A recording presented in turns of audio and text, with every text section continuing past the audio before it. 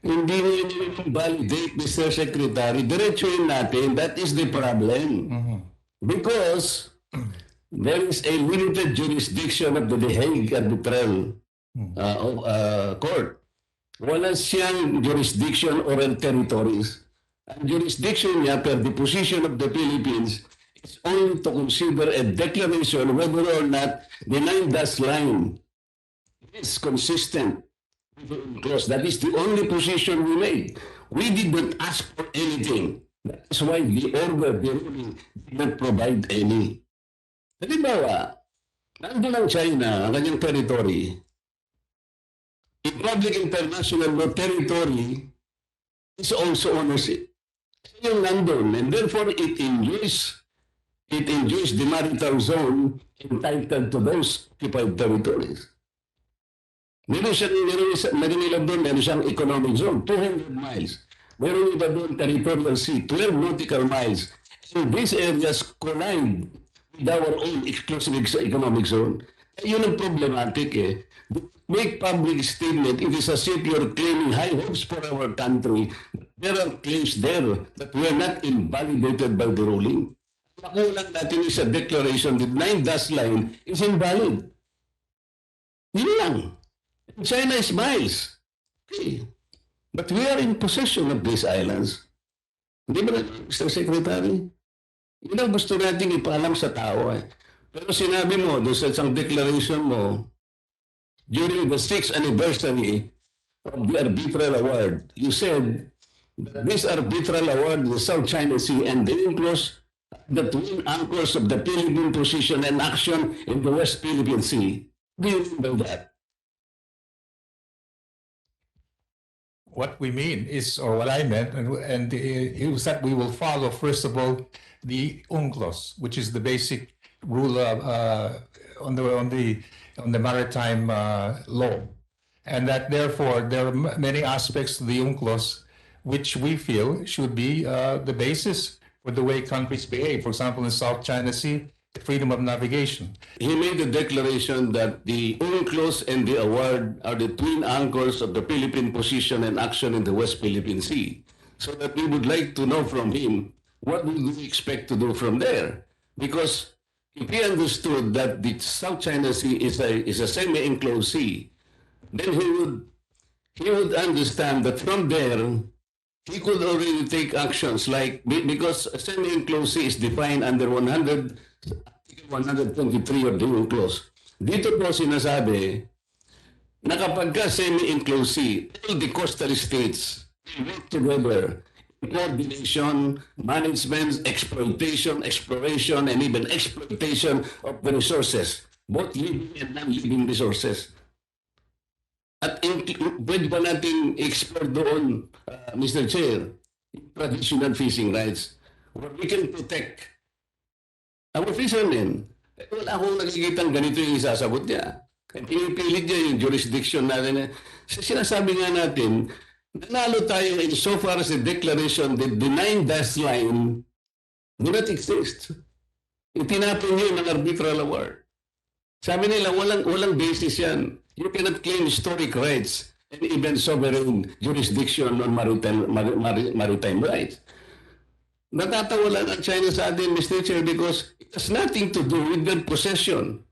The arbitral ruling did not eject China possessing and occupying these territories, more particularly these Spratlys. This is the problem, Mr. Secretary. Until and unless we clarify that China's possession in those islands, they can enjoy also their maritime rights in their territorial seas, even exclusive economic zones, because they are the ones occupying those islands. And it happened that it collides also with our own exclusive economic zone.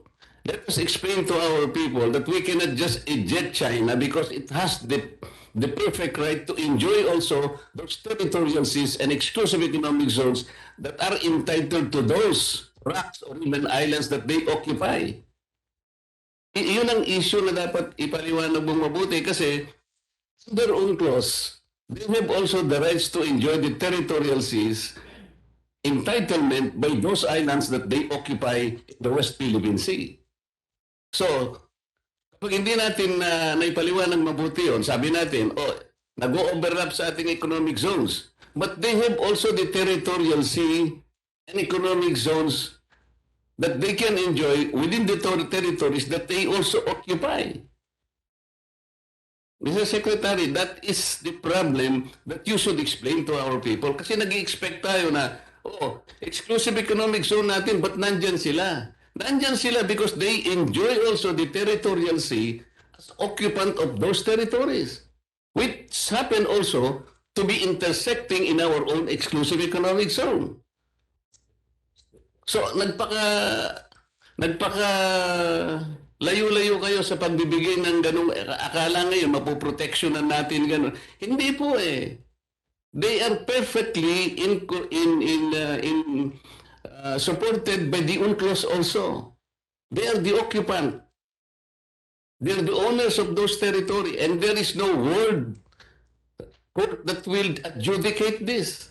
Mr. Secretary, nandun po sila.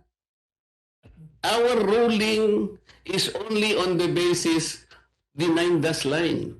It did not make China, it did not order to China to do anything like umalis lang dyan, sa Pilipinas yan. Walang sinabing ganun sa arbitral award. They are still there, Mr. Secretary. So yung ginawa mong public statement, assuring our people that you will do your best to protect our rights in our exclusive economic zone without explaining that China can also enjoy those economic zones and territorial seas as entitlement of those islands that they occupy today, magkakaroon po tayo ng problema. Yun ang sinasabi ko, Mr. Chair. That's why I am belaboring this issue because we need to understand.